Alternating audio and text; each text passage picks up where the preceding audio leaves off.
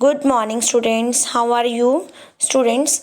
आज की ऑनलाइन कक्षा में हम जो कविता करने जा रहे हैं उसका शीर्षक है पर्वत प्रदेश में पावस। बेटा, पर्वत प्रदेश तो सबको ही मालूम है, किसे कहते हैं?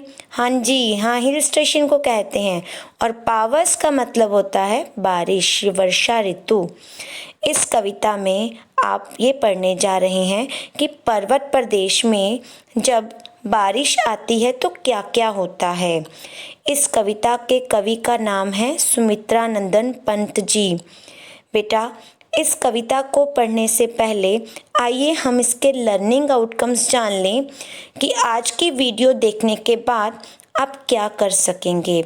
आज की वीडियो देखने के बाद आप अंत में बता पाएंगे कि पहाड़ों पर बारिश होने पर प्रकृति जो दृश्य प्रस्तुत करती है इसका वर्णन आप कर पाएंगे कि पहाड़ों में जब बारिश होती है तो प्रकृति क्या क्या रंग बदलती है।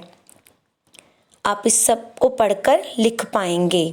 मैदानी इलाकों में वर्षा ऋतु व पर्वतीय इलाकों में वर्षा ऋतु के आगमन के समय प्रकृति में जो अंतर दिखाई देता है आप उस अंतर को अपने शब्दों में स्पष्ट कर पाएंगे। आप उस अंतर को कविता के माध्यम से पढ़ने के बाद लिख पाएंगे।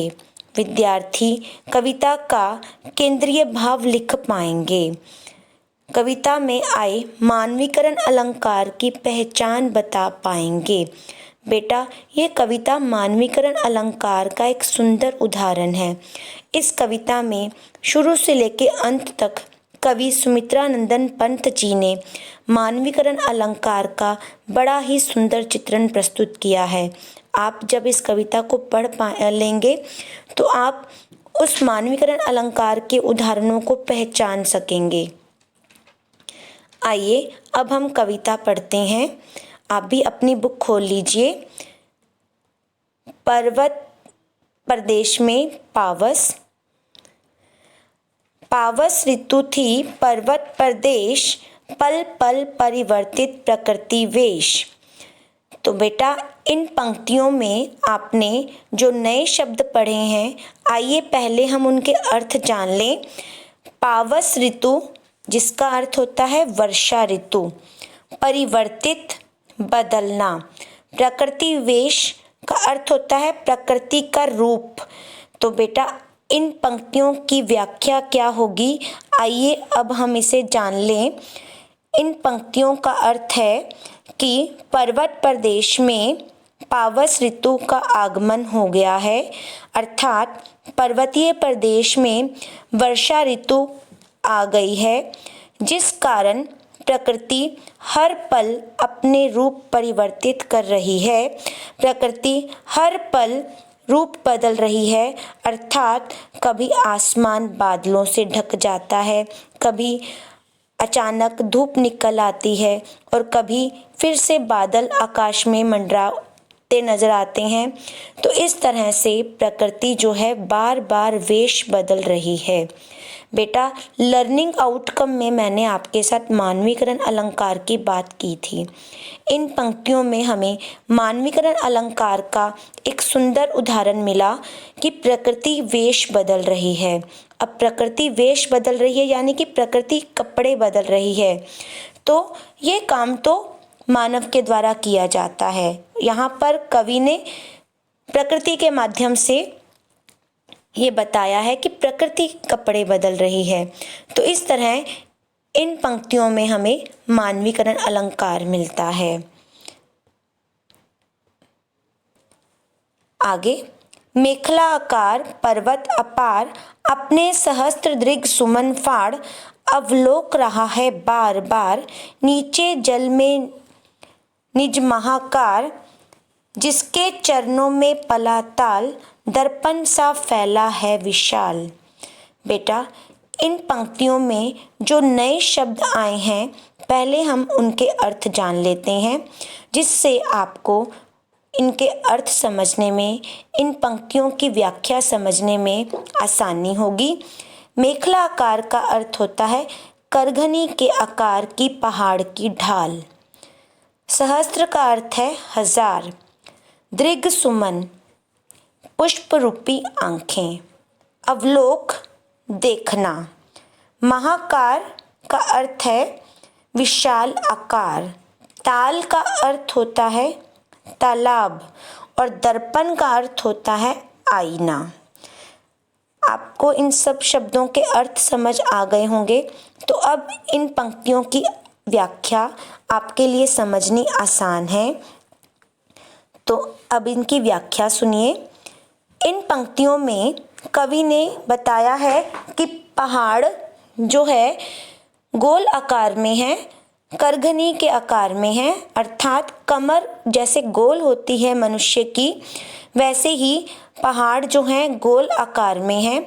मेखला आकार पर्वत अपार, करघनी के समान विशाल पर्वत दूर दूर तक फैला हुआ है। मेखला आकार संधि विच्छेद कीजिए, मेखला जमा आकार, अर्थात करघनी के समान विशाल पर्वत दूर दूर तक फैले हुए। अपने सहस्त्र दृग सुमन फाड़, अपनी फूल रूपी हजारों आंखों से देख रहा है, अवलोक रहा है, बार बार देख रहा है। कौन? पर्वत। पर्वत पर जो फूल खिले हुए हैं, कवि ने कल्पना करते हुए कहा कि वे फूल जो हजारों की संख्या में हैं, पर्वत की आंखें हैं और पर्वत अपनी फूल रूपी आंखों से, उन पुष्प रूपी आंखों से बार बार देख रहा है। अब क्या देख रहा है? नीचे जल में निज महाकार। नीचे जल में, पर्वत के पैरों में जो नीचे जल है, विशाल जल समूह जो तालाब के रूप में है, उसमें पर्वत देख रहा है।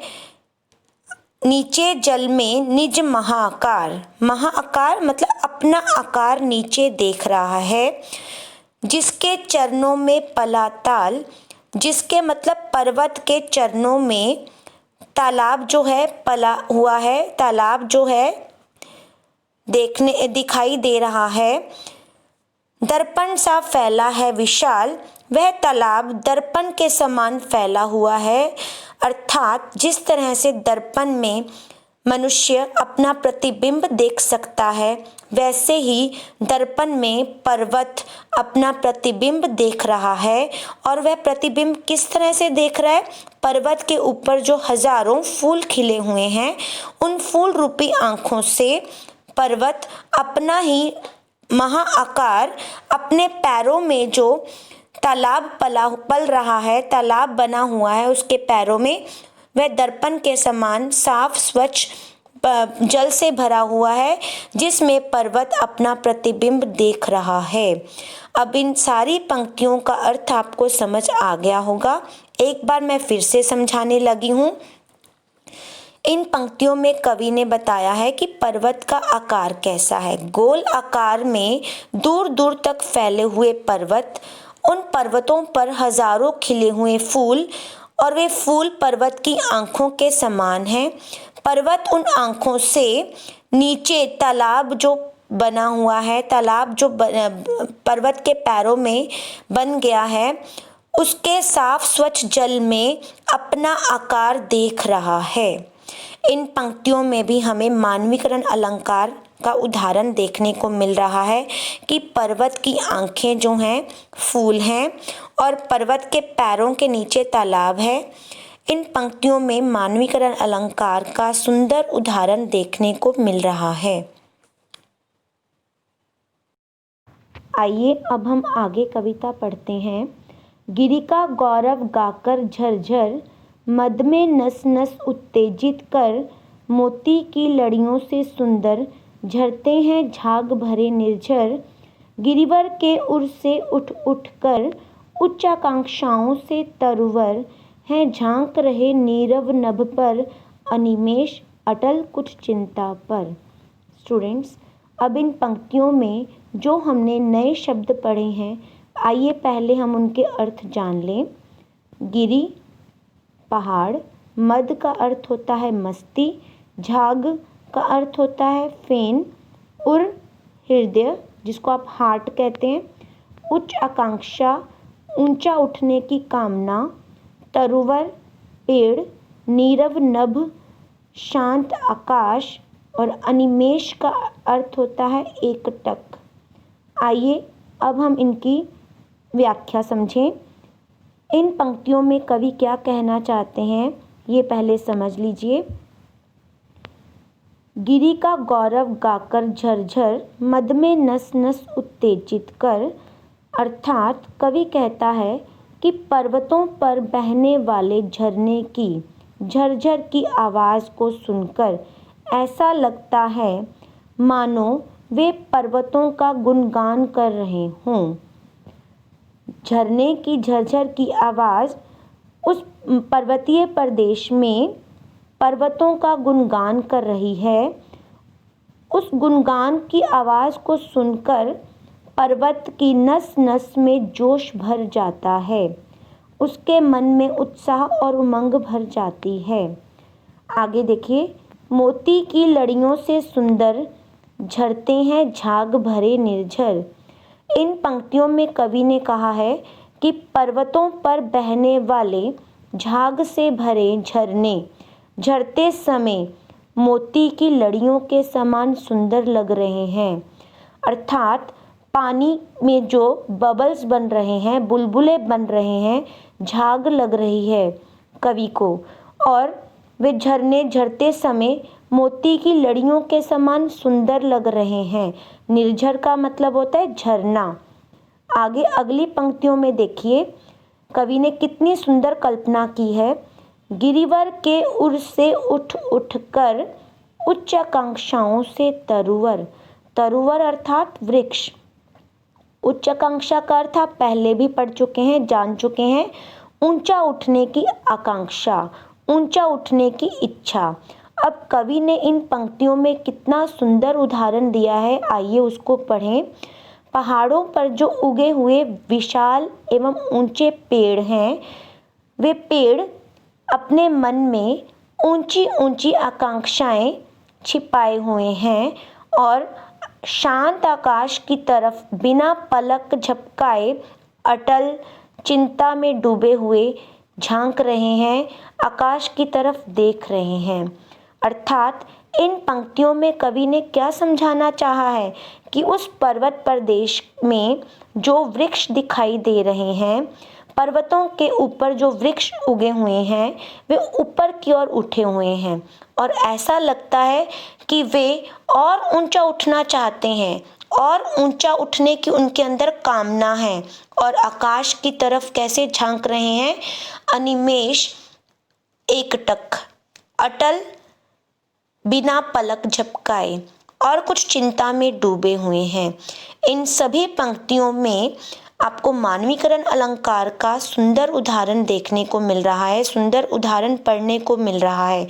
कवि ने पर्वतीय प्रदेश में जो वृक्ष उगे होते हैं उनकी कल्पना इस तरह से की है कि उनके मन में भी ऊंचा उठने की कामना वैसे ही है जैसे मानव के अंदर होती है, ऊंचा उठने की कामना, और देखने की क्रिया चल रही है वृक्षों के द्वारा, तो मानवीकरण अलंकार है। तो मुझे उम्मीद है कि ये पैराग्राफ आपको समझ आ गया होगा। एक बार मैं दोबारा इनकी व्याख्या बताने लगी हूँ इन पंक्तियों की, कि पर्वतीय प्रदेश में जो झरना बह रहा है वह झरझर की आवाज़, ऐसा लग रहा है झरना झरझर की आवाज़ में पर्वतों का गुणगान कर रहा है और उस संगीत को सुनकर पर्वत की नस नस में जोश और उत्साह पैदा हो रहा है। और जो पहाड़ों पर आप जब जाते हो, पर्वतीय प्रदेश में आप जाते हो, आप देखते हो कि बहुत सारे वृक्ष उगे होते हैं। तो उन वृक्षों को कवि ने किस तरह से बताया कि वे वृक्ष ऊंचा उठने की कामना के साथ शांत आकाश की तरफ एकटक, बिना पलक झपकाए, लेकिन कुछ चिंता में डूबे हुए प्रतीत हो रहे हैं और आकाश की तरफ देख रहे हैं। स्टूडेंट्स, आइए अब हम आगे कविता पढ़ते हैं। उड़ गया अचानक लो भूधर, फड़का अपार पारद के पर, रव शेष रह गए हैं निर्झर, है टूट पड़ा भू पर अंबर, धस गए धरा में सभे शाल, उठ रहा धुआं जल गया ताल, यों जलद यान में विचर विचर, था इंद्र खेलता इंद्रजाल। बेटा, इन पंक्तियों में जो नए शब्द आए हैं, आइए पहले हम उनके अर्थ जान लें। भूधर का अर्थ होता है पहाड़, पारद के पर, पारे के समान धवल एवं चमकीले पंख, रव शेष केवल आवाज का रह जाना, सभय भय के साथ, डर के साथ, शाल एक वृक्ष का नाम, जलद यान बादल रूपी विमान, जलद बादल को कहते हैं यान विमान, विचर घूमना, इंद्रजाल जादूगरी। तो चलिए अब इन पंक्तियों के अर्थ जान लेते हैं। आपको पहले भी बताया गया, पर्वतीय प्रदेश में वर्षा ऋतु के आगमन पर क्या क्या देखने को मिल रहा है, क्या क्या परिवर्तन देखने को मिल रहे हैं। तो इन पंक्तियों में कवि ये बता रहा है, अचानक एक पूरा पर्वत पारे के समान अत्यधिक सफेद और चमकीले पंखों को फड़फड़ाता हुआ ऊपर आकाश में उड़ रहा है। उड़ गया अचानक लो भूधर, कौन उड़ गया? पर्वत उड़ गए। कैसे उड़ गए? पारद के पर लगाकर, पारे के समान चमकीले पंख लगाकर पर्वत उड़ गए। अब उस पर्वतीय प्रदेश में से अगर पर्वत ही उड़ गए तो क्या शेष रह गया? अगली पंक्तियों में आप ये जाने, रव शेष रह गए हैं निर्झर, निर्झर झरना। उस पर्वतीय प्रदेश में केवल झरने की आवाज ही शेष रह गई है। पर्वत उड़ गए हैं, पर्वत चमकीले पंख लगाकर उड़ गए हैं, पारे के समान सफेद और चमकीले पंखों को लगाकर उड़ गए हैं, और झरना केवल शेष रह गया है, झरने की आवाज शेष सुनाई दे रही है टूट पड़ा भू पर अंबर। ऐसा प्रतीत होता है कि धरती पर अंबर टूट पड़ा हो। भू मतलब धरती, अंबर मतलब आकाश। ऐसा प्रतीत हो रहा है कि धरती पर आकाश टूट पड़ा हो और उसने वर्षा रूपी बाणों से धरती पर आक्रमण कर दिया हो। आगे देखिए, धस गए धरा में सभे शाल, उठ रहा धुआं जल गया ताल। कवि की कल्पना का अंत यहाँ अभी नहीं हुआ। कवि क्या कह रहा है? धस गए धरा में, धरा धरती में, सभय डर के मारे, शाल के वृक्ष। ऐसे समय में शाल के विशाल वृक्ष बादलों के झुंड में ऐसे प्रतीत होते हैं कि वे डर के मारे धरती में धस गए हों। डर के मारे शाल के वृक्ष धरती में धस गए। उठ रहा धुआं जल गया ताल। सब तरफ धुआं उठने लगा, मानो तालाब को किसी ने आग लगा दी हो। इस प्रकार वर्षा ऋतु के समय यों जलद यान में विचर विचर, था इंद्र खेलता इंद्रजाल। इंद्र वर्षा का देवता जलद यान में, बादलों के यान में सवार होकर अपने जादुई करतब दिखा रहा है, जादू के खेल दिखा रहा था। और इस तरह से पर्वतीय प्रदेश में वर्षा ऋतु के आने पर बहुत सारे परिवर्तन देखने को मिलते हैं। प्रकृति में बहुत सारे परिवर्तन और प्रकृति के बहुत से रंग बदलते हुए दिखाई देते हैं। कविता में कवि ने मानवीकरण अलंकार का सुंदर चित्रण प्रस्तुत किया है। कवि की कल्पना का कोई अंत नहीं है और कवि ने कविता के शुरू से लेकर अंत तक मानवीकरण अलंकार के साथ साथ प्रकृति का सुंदर चित्रण हमारे सामने प्रस्तुत किया है।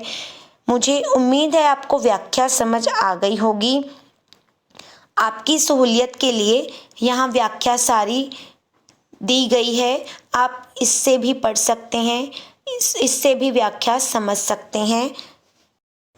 स्टूडेंट्स, आपको पेपर में पठित काव्यांश आना है।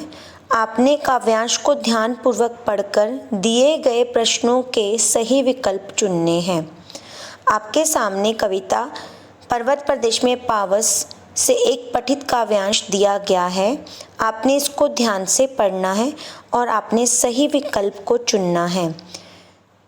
गिरि का गौरव गाकर झरझर, मद में नस नस उत्तेजित कर, मोती की लड़ियों से सुंदर, झरते हैं झाग भरे निर्झर।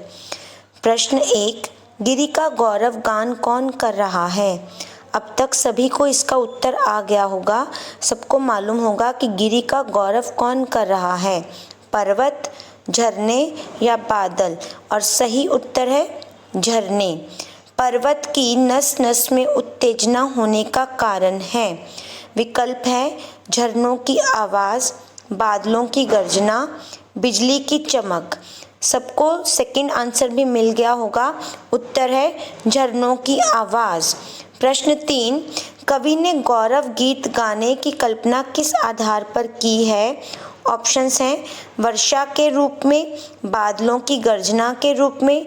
थर्ड ऑप्शन है झरने से झरझर के रूप में पानी गिरने की आवाज़। यस, बच्चों को आंसर मिल गया है। थर्ड ऑप्शन सही उत्तर है।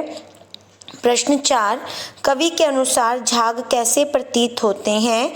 ऑप्शन है फूलों जैसे, मोती की लड़ियों जैसे, बादलों जैसे। जिन बच्चों ने कविता को ध्यान से सुना है उनको उत्तर मिल गया। उत्तर है ख ऑप्शन बिल्कुल सही, जिन बच्चों ने इसका जवाब दिया। आगे प्रश्न 5, निर्झर शब्द का अर्थ है। ऑप्शन है हमारे सामने वर्षा, सागर, झरना।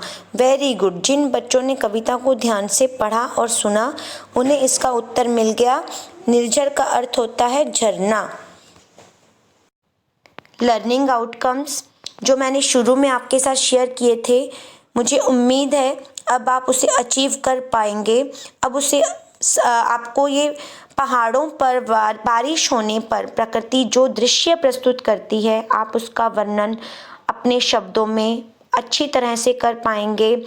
बहुत अच्छी तरह से आपको ये कविता समझ आ गई होगी।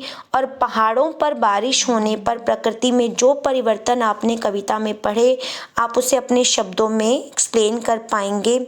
मैदानी इलाकों में वर्षा ऋतु व पर्वतीय इलाकों में वर्षा ऋतु के आगमन के समय जो अंतर प्रकृति में दिखाई देता है, आप उस अंतर को समझ सकते हैं और अपने शब्दों में स्पष्ट कर पाएंगे। आप कविता का केंद्रीय भाव लिख पाएंगे और कविता में जो मानवीकरण अलंकार की जगह जगह आपने उदाहरण पढ़ी है, आप उसकी पहचान बता पाएंगे। धन्यवाद।